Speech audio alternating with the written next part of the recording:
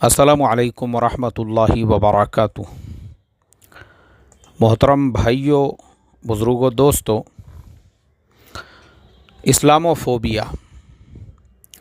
Canada के prime minister Justin Trudeau उन्होंने parliament में ये कहा कि हम इस बात से इनकार नहीं कर सकते कि कनाडा में इस्लामोफोबिया नहीं है।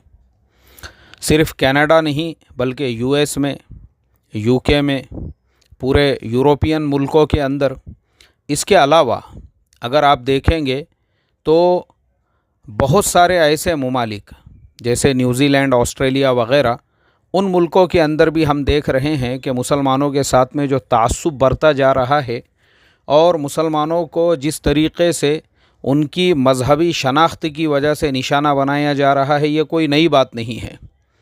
आप सोचो, कनाडा के प्राइम मिनिस्टर को पार्लियामेंट में ये कहना पड़ रहा है कि एक मुसलमान औरत जो अपने सर पे हिजाब बांधी हुई है, अगर वो किसी बस स्टॉप पे खड़ी है तो उसको ये डर महसूस होता है कि कहीं उसका कोई स्कार्फ ना खींच ले।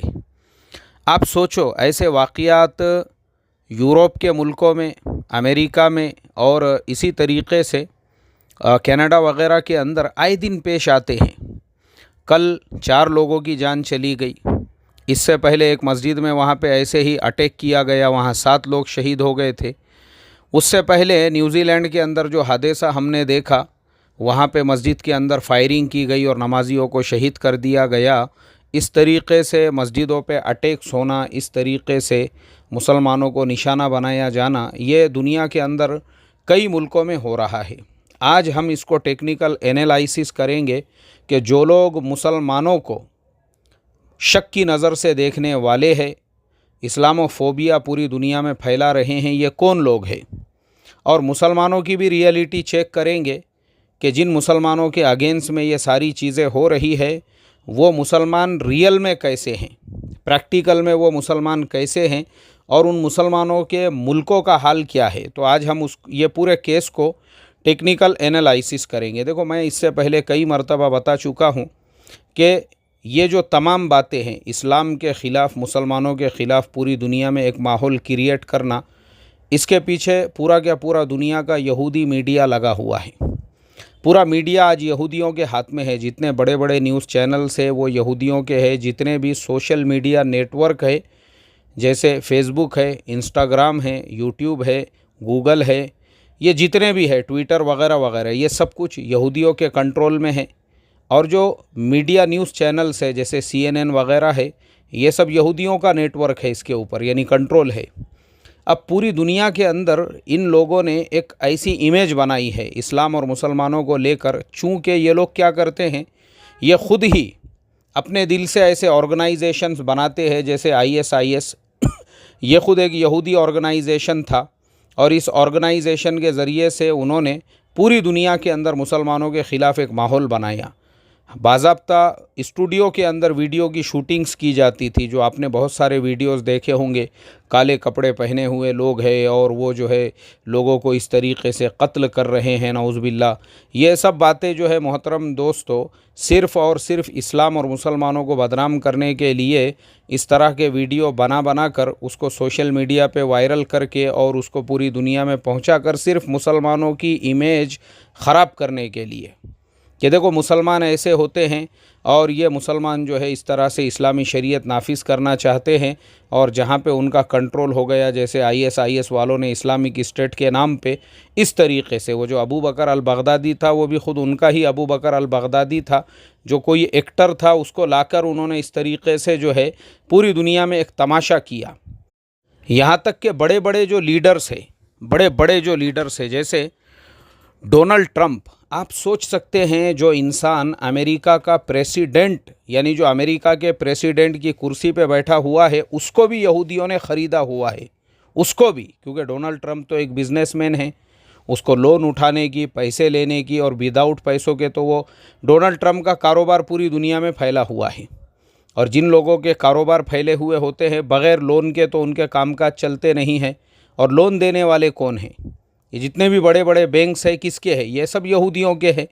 अब जब तुमको यहूदियों के बैंक से बिलियंस में लोन चाहिए, कर्ज़ा चाहिए, तो तुमको वही बात बोलना पड़ेगी जो वो बुलवाएंगे। और उन्होंने वैसा ही किया। डोनाल्ड ट्रंप जैसे ही कुर्सी पे बैठा वैसे ही उसने रेडिकल इस्लामिक टेररिज्म की बात किया। यानी अमेरिका के तारीख़ में ऐसा ये पहला प्रेसिडेंट था जिसने 6 मुल्कों के ऊपर, जिनमें से 4 मुस्लिम मुल्क है, उनके ऊपर जो है पाबंदी लगा दी, सिर्फ़ और सिर्फ इस्लाम के साथ में टेररिज्म को जोड़कर। और बार बार ये बोला करता था रेडिकल इस्लामिक टेररिज्म, रेडिकल, सिर्फ़ और सिर्फ जब आप अमेरिका का कोई प्रेसिडेंट ये बात बोलता है तो पूरी दुनिया के अंदर वो बात जाती है, पूरी दुनिया में, और पूरी दुनिया में वो मैसेज पहुंचता है और पूरी दुनिया चौकन्ना हो जाती है और पूरी दुनिया को ऐसा लगता है कि भाई ये इस्लामिक टेररिज्म क्या है, जो रेडिकल इस्लामिक टेररिज्म की बात डोनाल्ड ट्रंप कर रहे हैं। यानी लोग फिर इस्लाम से और मुसलमानों से चौकन्ना हो जाए पूरी दुनिया में। एक मुसलमानों के बारे में इस्लामोफोबिया जो है, इसके पीछे सबसे पहले तो ये यहूदी साजिश है और यहूदियों ने जिस तरीके से इनको ख़रीद कर, डोनाल्ड ट्रंप के जैसे लोगों को ख़रीद कर उनकी ज़ुबान से जो इस्लामिक रेडिकल टेररिज्म का हवा चलाया है, ये इसके लिए सबसे पहले नंबर पे रिस्पॉन्सिबल है।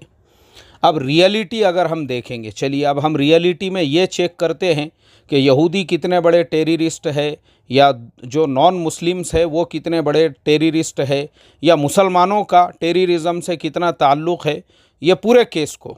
तो अब हमको ये मिलता है कि ये यहूदी वो है जो हिटलर ने इनके साथ में सुलूक किया था। उससे पहले की तारीख़ अगर हम देखेंगे, जैसे फ़र्स्ट वर्ल्ड वॉर और उससे पहले, ये यहूदी यूरोप के मुल्कों में, यूरोप के जो गरीब क्रिश्चियंस हैं उन लोगों को कर्ज़े दिया करते थे, उन लोगों को लोन दिया करते थे और सूद उसूल करते थे। वो पोतरे से कहते थे कि तुम्हारे दादा ने हमारे से कर्ज़ा लिया हुआ है तो तुम्हारे बाप की पूरी ज़िंदगी सूद फेंटते फेंटते चले गई, अब तुम्हारी भी पूरी ज़िंदगी हमको ब्याज देते देते चली जाएंगी। ऐसा उनका जो सूद होता था वो कभी ख़त्म ही नहीं होता था। यानी जो कर्ज़ा लिया हुआ था उनके दादा ने, परदादा ने। तो यूरोप में इतनी गरीबी थी कि यूरोप के लोग सर्दियों के मौसम में अपने घरों के अंदर जो बीट होता है, जिसे हम लोग शलगम कहते हैं, उसका स्टॉक करके रखते थे और वो शलगम को पानी में उबाल कर घर के सारे लोग, उनका दोनों टाइम का खाना वही होता था, उसका सूप पीते थे और ज़िंदे रहते थे। आप सोचो यूरोप का हाल ऐसा था कि वहाँ नमक भी नहीं था। नमक जो अंग्रेज़ों ने हमारे भारत देश के अंदर नमक पे टैक्स लगाया था ना, वो इसीलिए क्योंकि उन्होंने ज़िंदगी में कभी नमक देखा हुआ नहीं था। और यहाँ तो हमारे यहाँ तो नमक जो है पूरा ऐसा समंदर के किनारों ढेर के ढेर लगे हुए हैं।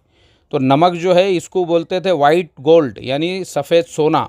तो इसके लिए उन्होंने नमक को, क्योंकि नमक यूरोप के मुल्कों में बहुत महंगा मिलता था, वहाँ पे नमक का कोई तस्वुर नहीं है, तो इसीलिए वहाँ पे लोगों के पास में नमक नहीं रहता था खाने में डाल के खाने के लिए।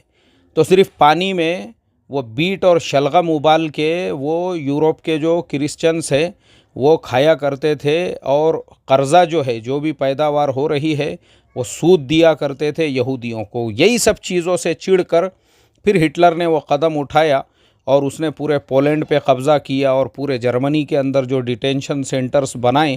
खैर, जो होलोकॉस्ट हुआ उस पे ऑलरेडी मेरा सबक है, वो आप जाके मेरे चैनल पे सुन लेना, उसमें आपको वो सारे डिटेल्स पता चल जाएंगे हिटलर ने क्या क्या किया था। अब उसके बाद में मुसलमानों को जो लोग दोष देते हैं, आइए अब हम देखते हैं कि ये मुहज़्ज़ब लोग जिन्होंने पूरे यूरोप में इस्लामोफोबिया के नाम से हवा चलाया हुआ है, ये कितने मुहज़्ज़ब है, कितने स्टैंडर्ड है। तो इनका हाल ये है कि यूरोप के मुल्कों की आपस की जो लड़ाइयाँ हैं, आपस की लड़ाइयाँ आपको पता होना चाहिए, ये सैकड़ों सालों से आपस में लड़ते आ रहे हैं। सिर्फ आज से नहीं, सैकड़ों सालों से इनकी लड़ाइयाँ चल रही है। और लड़ाइयाँ लड़ते लड़ते जो फर्स्ट वर्ल्ड वॉर हुआ, वो किसके दरमियान में हुआ आपको पता होना चाहिए। फर्स्ट वर्ल्ड वॉर पे मेरा मुकम्मल वीडियो है, सेकेंड वर्ल्ड वॉर पे भी मेरा मुकम्मल वीडियो है, चैनल पे जाके आप सुनिए तो आपको पता चलेगा। लड़ने वाले वो लोग हैं जो आज मुसलमानों को रेडिकल इस्लामिक टेररिज्म और इस्लामोफोबिया जो दुनिया में फैलाए हैं, वही आपस में लड़ने वाले यूरोप के क्रिश्चियन कंट्रीज़ है। उन कंट्रीज़ ने जब आपस में लड़ा तो लड़ने के बाद उनका ये हाल हुआ कि जब फर्स्ट वर्ल्ड वॉर ख़त्म हुआ तो 1,70,00,000 लोग ये मारे जा चुके थे ऑफिशियली, जिनकी नाशें मिली, और जिनकी नाशें नहीं मिली तो टोटल 5 करोड़ लोग उसमें मारे गए। और उसके बाद जो स्पेनिश फ्लू फैला उसमें 5 करोड़, ऐसे 10 करोड़ लोग, आप सोचो 10 करोड़ लोग उस यूरोप के पहले वर्ल्ड वॉर के अंदर, ये यूरोप के लोग आज जो अफ़गानिस्तान के और दूसरे मुस्लिम मुल्कों के बच्चों की तस्वीरें डालते हैं कि उन बच्चों को इस तरीक़े से उनको जो है उनके ऊपर मेहनत की जा रही है। मैं आपको बता दूं रियलिटी कि यही ब्रिटेन के अंदर माओ की गोद से 10-10 और 12-12 साल के बच्चों को खींच के ले जाकर मैदान जंग के अंदर खड़ा किया गया। 10-10 और 12-12 साल उसके ऊपर बाज़ाब्ता हॉलीवुड की मूवीज़ वगैरह सब कुछ बनी हुई है। उसमें भी अगर आप देखोगे और डिटेल्स अगर हिस्ट्री आप देखोगे यूट्यूब पे, आपको खुद मिलेगा। 10-10 12-12 साल के बच्चों को खींच के उनको ले जाया जाता था, मैदान जंग में खड़े किया जाता था। आप सोचो ये आज पूरी दुनिया को तहज़ीब और तमद्दुन और दुनिया को इंसानियत सिखाने वाले और मानव अधिकार के बड़े बड़े ऑफिसर्स जो डाल के बैठे हुए हैं ह्यूमन राइट्स के, ये ख़ुद इतने जानवर बने हुए थे कि फ़र्स्ट वर्ल्ड वॉर में 1917 के अंदर एक दिन ऐसा आया, सिर्फ एक दिन में ब्रिटेन के आर्मी के 20,000 जवान मारे गए। ब्रिटेन मतलब ब्रिटेन के साथ में ऑस्ट्रेलिया भी था, कनाडा भी था। यही कनाडा की मैं बात कर रहा हूँ जहाँ का टॉपिक हमने शुरू किए। इतने तो महज़्ज़ब थे लोग वहाँ के कि एक ही दिन में 20,000 लोगों की जानें गई एक दिन में। आप सोचो टोटल पूरे वर्ल्ड वॉर में 5 करोड़ लोग मारे गए। और उसके बाद जो सिलसिला चला यही यूरोप के अंदर, मारा मारी थमी नहीं, उसके बाद भी चलता रहा सिलसिला। सेकेंड वर्ल्ड वॉर आने तक इटली और जर्मनी दोनों ने मिलकर बाकी आजू बाजू के जो छोटे मोटे मुल्क थे पोलैंड वगैरह उन पे कब्ज़े कर लिए। और फिर ये महज़्ज़ब लोग, दुनिया को तहज़ीब सिखाने वाले ये लोग, मुसोलिनी ने इथोपिया पे कब्ज़ा नहीं हो रहा था, वहाँ के लोगों पे केमिकल बम बरसाए, केमिकल वहाँ पे जो है हथियारों से पूरी बारिश की गई जहाज़ों से। बेचारे वो काले लोग जो थे 6 लाख लोग मारे गए वो केमिकल की वजह से। ये महज़्ज़ब लोग ये दुनिया को तहज़ीब सिखा रहे हैं और इस्लामोफोबिया के नाम पे इस्लाम को बदनाम करने वाले ये देखो कितने महज़्ज़ब थे। 6 लाख लोगों की जानें चली गई इथोपिया में वो केमिकल बम की वजह से। और उसके बाद भी जो सेकेंड वर्ल्ड वॉर हुआ, मुझे आप बताओ ना, हिरोशिमा नागासाकी के ऊपर जो एटमी बम गिराने वाले थे वो कौन से मुसलमान साहब थे, कहाँ के बादशाह थे वो? सऊदी के थे, इराक़ के थे, या कहाँ के थे? किस मुस्लिम मुल्क के बादशाह ने जो है हिरोशिमा नागासाकी के ऊपर बम गिराया था? पूरी दुनिया जानती है। आज पूरी दुनिया में ह्यूमन राइट्स का जो ठेकेदार गुत्तेदार बन के बैठा हुआ अमेरिका है, उन्होंने वहाँ पे बम गिराए थे और पूरे जापान को बर्बाद करके रख दिया। ये ऐसे लोग हैं और बदनाम किया जा रहा इस्लामोफोबिया के नाम से मुसलमानों को और इस्लाम को। अब हम आते हैं मुसलमानों के ऊपर कि मुसलमान जो है वाकई में भी जो रेडिकल इस्लामिक टेररिज़म के नाम पे डोनाल्ड ट्रंप ने पूरी दुनिया में ये जो हवा चलाया हुआ है, मुसलमान रियलिटी में कैसे है। तो मुसलमानों का वो मुल्क जहाँ पे सबसे ज़्यादा शिद्दत पसंदी से इस्लाम का, शरीयत का कानून लागू है, वो कौन सा मुल्क है? आप बोलेंगे वो तो सऊदी अरबिया है। सऊदी में ही जो है अल्हम्दुलिल्लाह 100% शरीयत के कानून पे अमल होता है। तो वो सऊदी अरब के अंदर आपको पता होना चाहिए इतना अमन व अमान है, इतना चैन है, इतना सुकून है नॉन मुस्लिम्स के लिए कि आप देख सकते यूट्यूब पे। मैं फॉलो करता हूँ कुछ ऐसे लोगों को जो नॉन मुस्लिम्स हमारे इंडिया से वहाँ ख़ास तौर पे घूमने को गए और उन्होंने पूरे वीडियोस बना के अपने चैनल पे डाले।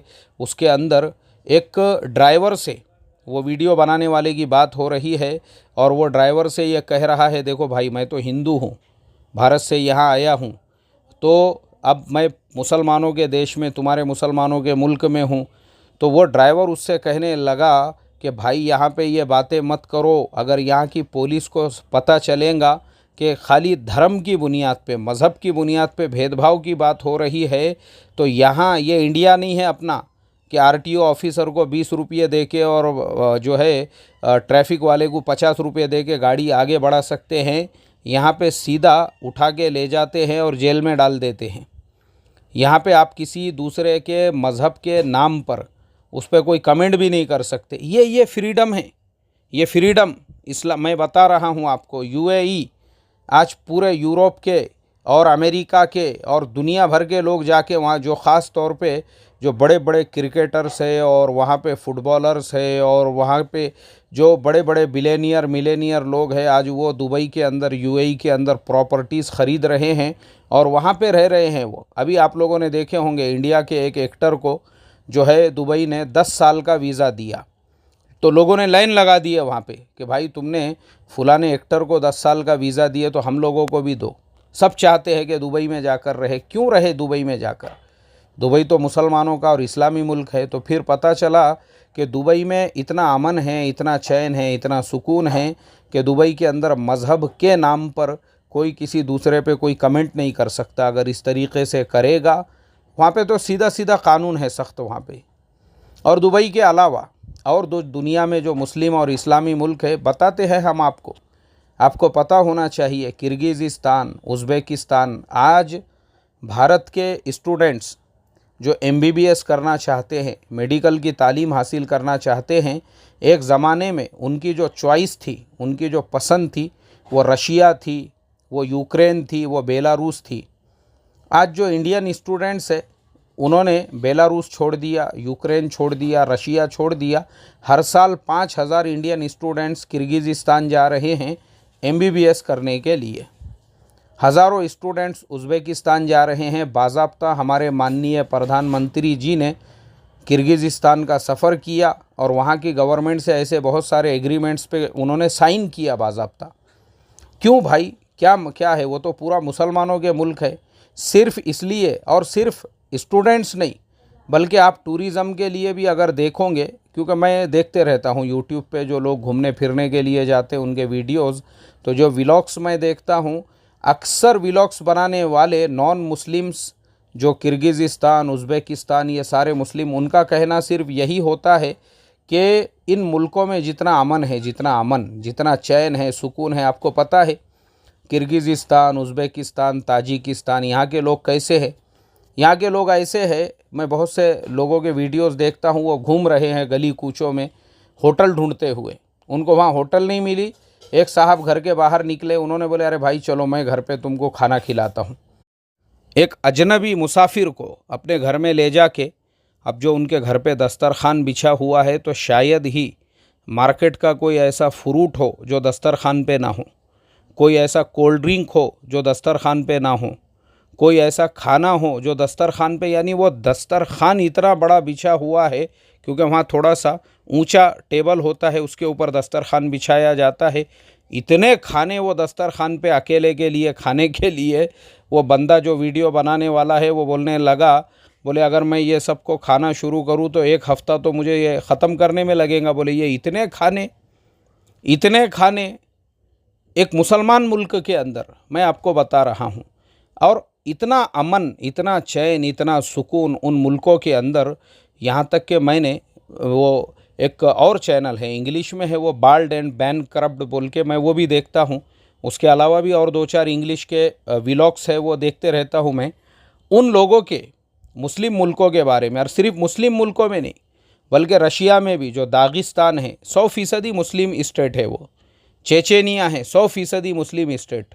वो बाल्ड एंड बैंकरप्ट का जो टकला है वो वहाँ पे घूमने लगा चेचेनिया में। अब चेचेनिया में वहाँ होटल नहीं है, गाड़ी नहीं है, वहाँ के मकामी लोग, उन्होंने उसको घर पे लेकर गए आलीशान तरीक़े से, यानी उसने ज़िंदगी में वैसे महल नुमा घर भी नहीं देखा होगा, उसका रहने का, खाने का, हर चीज़ का इंतज़ाम, और अपनी गाड़ी में उसको जो है लाकर छोड़े। वो ख़ुद बोलने लगा कि दुनिया में चेचेनिया बोले तो आतंकवाद के नाम से उसको मशहूर किए, हालांकि इस मुल्क में इतना अमन है, दागिस्तान इतना अमन है बोले ये मुल्कों के अंदर, कि रात के वक्त में मैं एक क्रिश्चियन अकेला घूम रहा हूँ, मेरे पास खाने रहने का इंतज़ाम नहीं, और यहाँ के लोगों ने मेरे लिए रहने खाने का इंतज़ाम किए और दूसरे दिन अपने गाड़ी में उसको छोड़ने के लिए जा रहे हैं। उसके अलावा जो अमन जिसे कहते हैं ना, अमन, आप किसी भी मुस्लिम मुल्क में जाइए, आपको जो अमन मिलेगा, यानी चोरी डकैती दरोड़खोरी जिसे कहते हैं ना, चोरी डकैती, ये आपको बिल्कुल नहीं मिलेंगी उन मुल्कों के अंदर। ये तो मैंने खुद मलेशिया में देखा हूँ कि रात में 4-4 बजे तक वहाँ पे, यानी दुकानें ऐसी खुली हुई है, 7-11 वहाँ पे जगह जगह पे, वहाँ जो किराना दुकान हमारे यहाँ होती है, जिस तरह से रिलायंस फ्रेश है, इस तरह टाइप के 7-11 है वहाँ पे, जगह जगह पे बने हुए हैं। रात में 4 बजे भूख लगी, वहाँ गए आप 7-11 के अंदर, एक अकेली लड़की बैठी हुई है, सन्नाटा है पूरे रोड के ऊपर चारों तरफ, और जिसको आना है वो अकेला आदमी अंदर आके जो सामान लेना है लीजिए, काउंटर पे जाइए, हिसाब कीजिए, और अमन देखो। आपने पूरे 7-11 का चक्कर मारे, राउंड मारे, और आपने क्या लिए क्या नहीं लिए, गेट के बाहर आप निकल रहे हो, और वो काउंटर के ऊपर अपना मोबाइल हाथ में लेके उसमें नज़रें गाड़ के बैठी हुई है। उसको कुछ लेना देना नहीं है कि आप चोरी करके ले जा रहे हो या बग़ैर पैसे दिए के ले जा रहे हो। ये आपकी ईमानदारी पर डिपेंड करता है कि आप जाते जाते काउंटर के ऊपर अपना पूरा सामान रख के उसको बता के जाइए कि मैंने ये सामान लिया हूँ, और बिल देकर जाइए। आप नहीं बताएंगे, वो पूछेंगे भी नहीं आपको। और सिर्फ वहाँ के 7-11 में नहीं, बल्कि मैंने वहाँ के रेस्टोरेंट्स के अंदर भी देखा हूँ यार, कैसा अमन है। देखो आप सोचो, वहाँ पे रेस्टोरेंट्स का सिस्टम कैसा है पता है आपको? हम लोग अपने इंडिया में पहले टेबल पे जाके बैठते हैं तो आ जाता है खाने के ऊपर जो है रुमाल गिमाल डाल के जो वेटर होता है, फिर पूछता है वो अपने को क्या क्या खाएंगे आप, फिर हम बोलते हैं भाई ये खाना है, फिर वो वहाँ से लेकर आता है, सब चीज़ें हमारे सामने रखता है। वहाँ पे ऐसा सिस्टम नहीं है, वहाँ पे है बूफे सिस्टम। सारी चीज़ें सजी हुई है, प्लेट अपने हाथ में लो, गोश्त वहाँ पे तीनों टाइप का है, लिख के लगा हुआ है, ये फ़िश है, ये मटन है, ये बीफ है, या फिर जो है ये रोटी है, ये तंदूरी रोटी है, ये परोठा है, ये चावल है, ये राइस है, ये बिरयानी है। जो आपको लेना है आप अपने हाथ से लीजिए, पेट भर के खाइए। और पूरा खाना होने के बाद आपने कोल्ड ड्रिंक लिए, आपने चाय लिए, आपने जूस लिए, आपने क्या क्या लिए, वो सब आपको याद रखना है। और जब आप जा रहे हो, वेटर वाला सिस्टम नहीं है वहाँ पे। वो आपको जाके काउंटर पे बोलना है भाई आपने क्या खाए, आपने बीफ खाए, आपने मटन खाए, आपने फ़िश खाए, आपने क्या खाए, आप बताओगे उनको। फिर वो उस हिसाब से जो है आपका हिसाब करेंगे। आपने बोले मैंने चाय पिया, आपने बोले मैंने जूस पिया, कोल्ड ड्रिंक, जो आपने, वो आपके ईमानदारी पे डिपेंड है। वो आपका मुहासेबा करते नहीं बैठेगा, अरे नहीं आपने तो जो है संतरे का जूस लिए थे, आप नहीं बोल रहे उसके बारे में। वो बिल्कुल उनको कुछ लेना देना ही नहीं है, क्योंकि आपके जैसे 60 लोग वहाँ पे बैठ के खाना खा रहे हैं, किसी का हिसाब उनको मालूम नहीं। वो आपकी ईमानदारी पे डिपेंड है।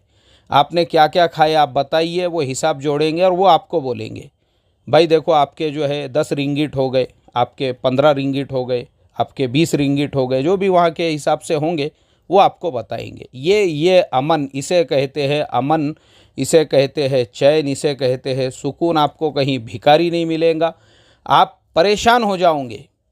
चोर डाकू का तो आप तसव्वुर भी नहीं कर सकते ऐसे मुल्कों के अंदर।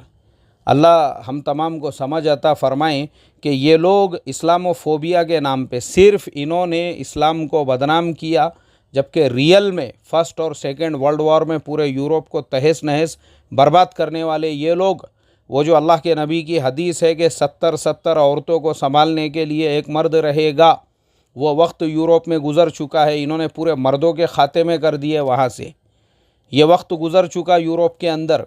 और आज यही जो है ह्यूमन राइट्स के बड़े बड़े बिल्डिंगें बांध के बैठ गए हुए हैं, और मानव अधिकार के जो है ठेकेदार गुत्तेदार बन के बैठे हुए हैं, और इस्लाम के साथ में नाम जोड़ दिया इस्लामोफोबिया का। ये इस टाइप के लोग हैं। और मुसलमानों को भड़काने के लिए ये जो कार्टूनों का सिलसिला चलता है, या इस तरह के इस्लाम के ख़िलाफ़ में वीडियो वगैरह बनाते हैं, ये सब मुसलमानों को भड़काने के लिए, वरगलाने के लिए, इसके लिए ये सब चीज़ें होती है। तो इसके लिए मेरे मोहतरम दोस्तों, आज भी पूरी दुनिया में सबसे अमन पसंद कौम अगर कोई है, वो मुसलमान है। वो पूरी दुनिया में, मैं मेरे बयानात के अंदर बोलता हूँ कभी कभी ये जिहाद वगैरह के टॉपिक पे आकर कि अफ़गानिस्तान में कबाइली झगड़े वगैरह चलते हैं, लेकिन अगर आप अफ़गानिस्तान की कॉमन अगर लाइफ देखेंगे, यानी अफ़गानिस्तान जो मुल्क है और वहाँ के जो सोशल लोग हैं, यानी वहाँ के जो कॉमन लोग हैं, वहाँ की जो सोशल लाइफ है, अगर आप उसको देखोगे तो आपको दुनिया में अफ़गानिस्तान से अमन वाला कोई मुल्क नहीं मिलेगा। अगर ये कबाइली झगड़ों को थोड़ा बाजू रख दे तो अफ़गानिस्तान में इतना अमन है, इतना बेहतरीन वहाँ पे खाना मिलता है। ये सब वीडियो इन्होंने डाले हुए हैं, यही क्रिश्चियंस, ये जो बाल्ड एंड बैंकक्रप्ट और वो दूसरा और एक है, उनके वीडियोस में देखता हूँ, यही लोगों ने अफ़गानिस्तान में गए, मस्त अपना पठानी वठानी डाल दिए, सर पे रुमाल वुमाल बांध दिए।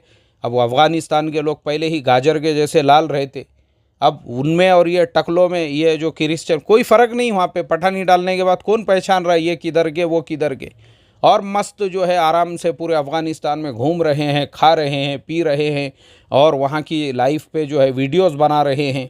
और वो ख़ुद बोल रहे हैं, बोले यार इतना मज़ेदार मुल्क और इतना अमन वाला मुल्क और इतना चैन सुकून वाला मुल्क, ज़बरदस्ती इसको पूरे दुनिया के अंदर बदनाम करके रखे। असल में हम मुसलमान ये पॉलिटिक्स को समझते नहीं कि पहले अमेरिका ने ख़ुद रशिया के ख़िलाफ़ अफ़गानिस्तान का इस्तेमाल किया, अफ़गानिस्तान वालों को जो है वरगला या उकसाया, वरना अफ़गानिस्तान इतना अमन, आपको पता होना चाहिए जिस वक्त हमारे देश के अंदर आज़ादी की लड़ाइयाँ वगैरह चल रही थी, तब दुनिया में अफ़गानिस्तान से ज़्यादा अमन वाला कोई मुल्क नहीं था, किसी का कब्ज़ा नहीं था वहाँ पे, बल्कि क्योंकि अफ़गानिस्तान सेंटर बना हुआ था। बाद में रशिया ने ज़बरदस्ती कब्ज़ा करने की कोशिश की, तो फिर ये मसले मसाइल तब से वहाँ पे शुरू हुए, तो अभी तक चलते आ रहे हैं। अल्लाह आफ़ियत का मुआमला फ़रमाए। बहरहाल ये पूरे वाक़ियात मुझे आपको इसीलिए बताने का था कि आज भी अगर आप देखोगे तो अमेरिका में खुलेआम चोरियां होती है, डकैतियां होती है, दुकान वालों को रिवॉल्वर बता के पूरा गल्ला लूट के लेके चले जाते हैं। आज भी आप सुनते होंगे न्यूज़ के अंदर, आज भी लूटम लाट वहाँ पे जो है जारी है। आज भी अमेरिका में है और कनाडा के अंदर है और भी यूरोप के दूसरे मुल्कों में। मैं ये जो सारे वीडियोस देखता हूँ सफ़रनामों के, सर्बिया का एक वीडियो मैं देख रहा था, हमारे भारत का बेचारा एक गरीब, उसको लॉकडाउन के बाद थोड़ी सी ज़रा छुट्टी मिली, पैसे वैसे कुछ जमा किया और सोचा कि चलो ज़रा अभी लॉकडाउन से आज़ादी मिली है तो सर्बिया चलते हैं। गए सर्बिया घूमने के लिए। आप सर्बिया के अंदर वहाँ पे जो है घूम रहे हैं रोड पे और रास्ते पे, और ऐसे ही रास्ते से घूमते घूमते एक रास्ते से पैदल फुटपाथ पे जाने लगे। बड़ा रोड है, रास्ता है, लोग आ जा रहे हैं कारों में। वैसे रास्ते पर एक लड़का और एक लड़की दोनों आ गए जनाब को, एक ने एक पीछे एक आगे, और उसके कंधे पर जो है रिवॉल्वर रख के, चल निकाल, बोले क्या क्या है तेरे पास। उसका पर्स, उसका मोबाइल फ़ोन, उसके क्रेडिट कार्ड, उसके पैसे, उसके पास आईफोन था 1.5 लाख रुपये का, सारी चीज़ें उससे ले लिए। और उसके बाद में जो है सीधा उसको रवानगी के आदाब, चल फ़ौरन निकलने का, बोले यहाँ से पलट के देखने का नहीं। अब वो बेचारा गरीब आदमी, उसने कभी इंडिया में सोचा भी नहीं होगा कि हमारे देश के अंदर ऐसा हो सकता है, क्योंकि अल्हम्दुलिल्लाह हमारे भी देश का हाल तो ये है। हमारे यहाँ तो बेचारे एक चोर ने, अभी ये जो लोग गाँव को जा रहे थे तो ऐसे ही 2-4 चोर थे, वो गाँव जाने वाले एक फैमिली को उन्होंने पकड़ लिए वो चोरों ने। और वो जो फैमिली के लोग थे उन लोगों से ये कहा, बोले चलो तुम्हारे पास क्या क्या है निकालो। वो फैमिली वालों ने बोले भाई हमारे पास क्या रहेगा, हमारा सब बम्बई में ख़त्म हो चुका है, पैदल गांव जा रहे, 2 दिन से हमने कुछ खाए पिए नहीं, और गांव जाएंगे तो गांव में भी हमारे घर वाले परेशान हैं। वो चोर ने अपने जेब से 5,000 रुपये निकाल के उनको दिया, बोले भाई 2-3 दिन से खाए नहीं ना, चलो ठीक है ये पैसे रखो और आगे जाके ढाबा वाबा आएगा, खाओ पियो आराम से, और गाड़ी वगैरह में काय में जाओ, पैदल मत जाओ बोले गाँव को। हमारे भारत के चोरों का हाल ये है, एक ऐसा ही पैदल जा रहा था गाँव को, उसको एक साइकिल की नज़र आई कहीं पे, तो उसने वहाँ पे एक चिट्ठी लिख के लगाया, बोले भाई मेरे को माफ़ कर देना, मैं ये साइकिल जो है मजबूरी में लेके जा रहा हूँ, नहीं तो मैं चोर नहीं हूँ।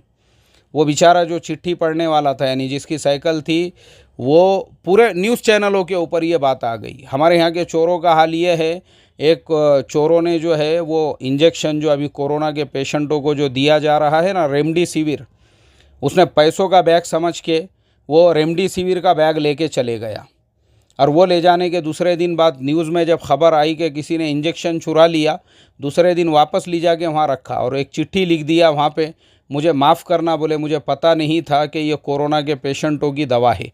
तो हमारे यहाँ पे बेचारे छोटे मोटे चोर होते हैं, लेकिन उसको मालूम ही नहीं था कि वहाँ इतने ख़तरनाक दिन दिवाले, वो भी रोड से गाड़ियाँ आ रही है जा रही है, और ऐसी हालत में एक लड़का लड़की ने जो है उनको पूरी तरह से लूट लिया। अल्लाह हिफाजत फरमाए।